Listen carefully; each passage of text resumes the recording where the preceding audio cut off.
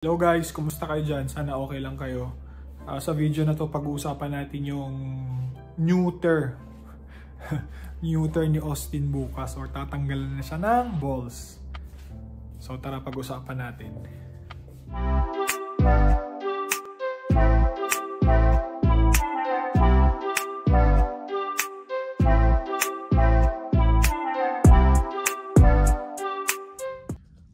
Austin, ready ka na bukas? Ready ka na sa surgery mo, baby? Ready ka na sa surgery, baby? Ready na bukas? Ready ka na? Ay! Ready ka na? Naka-schedule na pala ng neuter si Austin bukas. May mga nag-email na din yung doktor ngayong araw na to. Araw pala ng Wednesday ngayon. Bukas na Thursday ng umaga yung surgery ni Austin. So naka-receive na kami ng email na mag-confirm na dun sa schedule. Umaga, 8:30 to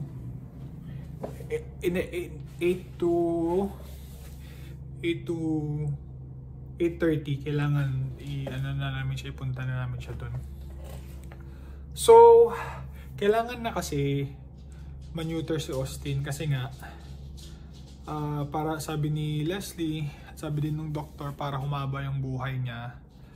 Like pag na-neuter siya, hahaba yung buhay niya ng mga, let's say, 3 to 5 years. Siyempre, parang ano na natin yan, kapamilya, kailangan natin pahabain yung buhay niya as much as possible. Binibigyan naman natin siya ng mga healthy na food, ng mga vitamins niya, complete vaccine, tapos yung tick tablet, kompleto lahat. Tapos marami siyang laruan.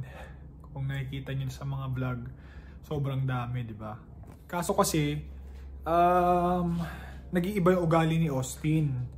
So, nung mga appointments namin sa vet, tinatanong namin ano ba yung ideal na taon niya or age niya para ma-neuter. Yung iba daw, depende daw sa may-ari. Yung iba daw, before 1 year old pwede na daw. Tapos yung iba pwedeng 1 year old, 2 year old. Pero ang advice ng doktor, pag may something sa ugali niya na nagbago, or may kakaiba or nag-rebelde na, yun na yung cue na kailangan niyang magpa-neuter. Kasi nga yung ewan ko, related yun sa ano niya, sa private part niya na matatanggal, kumbaga. Meron na kasi yung mga instances, like this year lang nangyari, may mga instances talaga na pag bababa kami, for example, hindi niya usually ginagawa, umiihi sa elevator.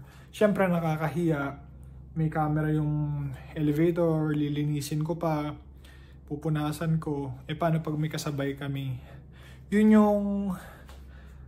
yung parang nagbago sa ugali ni Austin. Tapos parang ano siya, tumapang din sa ibang aso, which is normally super friendly niya sa ibang aso.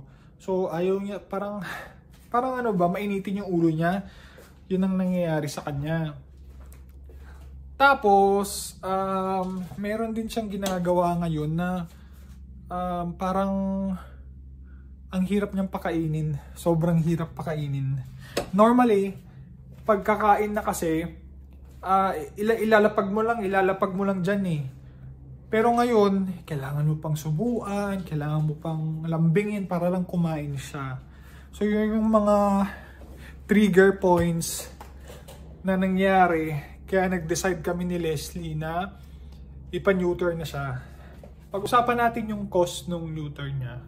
Last year, nagpa-quote kami parang October or November. Ang cost na binigay sa amin is around $850 to $900. All in na yun. Yung surgery, yung pag-stay niya sa hospital, tapos yung mga professional fee ng doktor, all in na, nandun na lahat. Doon sa mga magtatanong, bakit hindi kayo doon sa mas mura? Parang may center na sinabi yung tita namin na mas mura yung neuter doon. Isa lang ang sagot ko dyan. Yung vet kasi dito, sobrang lapit, isang block lang. So ang sa akin, paglalayo kami, baka mapagod si Austin or mabinat siya sa travel. May komplikasyon pang mangyari. Yun ang iniiwasan ko na mangyari kay Austin. Sabi ko dyan na lang kasi nga pag kunwaring may nangyari dahil na pagod ka sa biyahe, mahihirapan pa siya o mamumblema pa tayo. Ang sa akin kasi, mas gusto ko na binabayaran na lang para maging komportable or less risky kaysa dun sa makakamura kami pero mag-aalala kami at risky yung mangyayari. Hindi yun yung mindset ko eh. Willing ako magbayad. Sabi ko kay Leslie, willing ako magbayad basta safe si Austin at less risk yung mangyari sa kanya after surgery. Pa yung email sa amin ng doktor, ang advice sa amin ng doktor, a day before ng surgery, pwede pa siyang kumain until midnight. Tapos, pwede pa siyang uminom hanggang, kasi 8 yung surgery niya, no? Pwede pa siyang uminom 2 hours before or 1 hour before ng surgery niya. Pero hindi na siya pwedeng kumain. Yun yung sabi ng doktor. Normal naman siguro yun. Pag sina-surgery ka, hindi ka pinapakain or ginugutom ka, kumbaga. Hindi ko alam kung manghihina si Austin nun. Pero ang alam ko nun, lalagyan naman yata nila ng swero. Kaya hindi yan magugutom.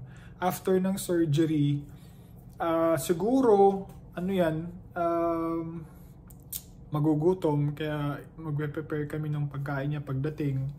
Tapos, lahat nung gagawin namin sana bukas is gagawin na namin ngayon para mag-focus na lang sa kanya sa Thursday, Friday, Saturday, Sunday. Kasi si Leslie naka-leave ng Thursday and Friday, nag-uubos din ng leave. Tapos ako work from home naman. So anything na kailangan ni Austin is nandun kami sa tabi niya. Pero sabi kasi nila, pag mga aso daw, yan nang-neuter, lalo na yung pag mga lalaki, parang ang bilis daw ng recovery, like a day before, pwede na. Pero Thursday sigurado groggy siya. Friday medyo okay na daw siya. Saturday, Sunday mabilis daw ang recovery pag lalaki yung aso.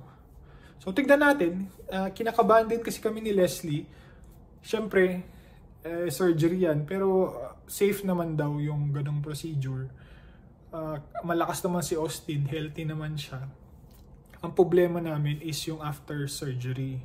Kasi nga, alam niyo naman yung aso, si Austin, makulit.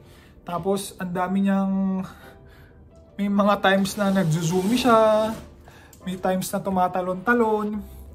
Hindi, nagwo-worry kami, hindi dun sa before surgery or during surgery. Nagwo-worry kami dun sa recovery period niya kasi nga, ma-energy siya.